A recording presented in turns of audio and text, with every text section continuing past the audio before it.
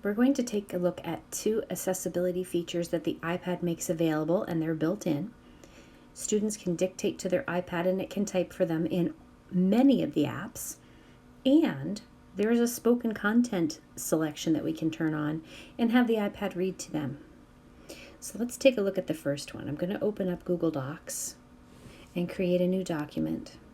This works in Pages, this works in so many of the apps. Anywhere you go in and see a microphone down by the space bar, you can dictate. The first time I hit the microphone, it's going to ask me to enable dictation.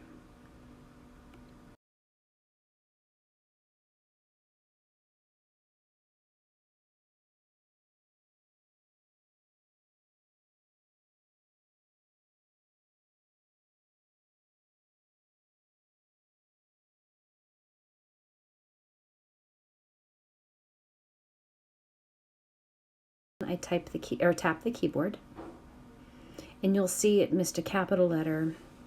If you hold on the space bar, you get a mouse, so they can more easily go back and tweak their writing. If reading this back is something you want, we can do the next step, which is enabling spoken content. So in Settings, Accessibility, we want spoken content. If you turn on Speak Selection, the student can highlight text and have it read to them. And if you highlight or turn on Speak Screen, if you swipe down with 2 fingers from the top of the screen, it will read the screen. You can select the voices. You can select the rate at which it speaks. You can tweak all of that. So let's take a look at how that works. If I'm back in my Google Doc and I take 2 fingers and swipe down, and this does take practice, I'm going to admit that. Untitled document. Now I can speak to my iPad. It will type what I'm thinking and saying. You can even have it read this back to you. Obviously, it's not perfect, but it will give the kiddos an idea, especially if they struggle with reading themselves. So how might this work on a website or something else? So I'm just going to pull up a website. And if I take my 2 fingers and swipe down,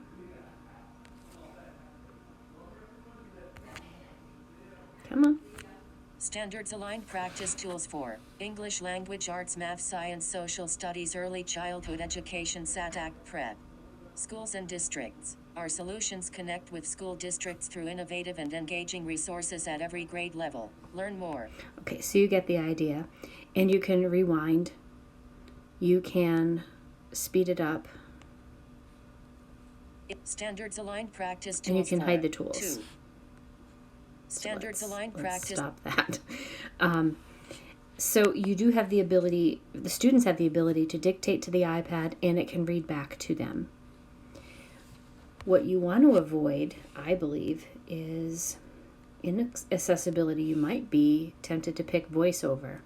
If you do that, it's going to read every menu item. I don't believe that's what you want. You will want spoken content. So those are just 2 of the very simple accessibility features that can help your students express themselves.